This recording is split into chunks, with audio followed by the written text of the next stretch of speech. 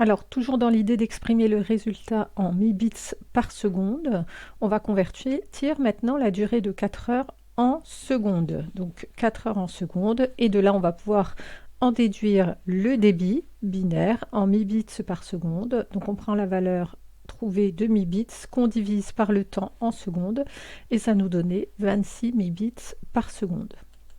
Ensuite, on vous disait combien d'images par seconde peut-on obtenir sur l'écran de l'ordinateur avec le débit binaire qu'on vient de calculer.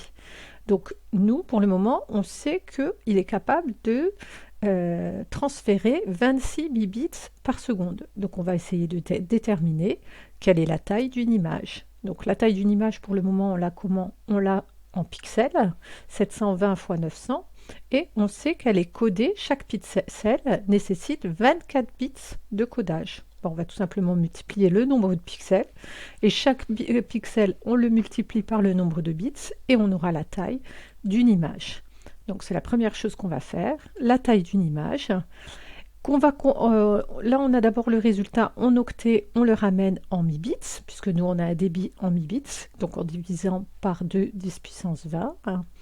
Et puis, on sait qu'une image, c'est 15 mibits, et on sait que le débit est de 26 mibits par seconde. Donc nous, on souhaite savoir combien d'images on va pouvoir transférer en une seconde. En divisant, on trouvait 1,8 images par seconde.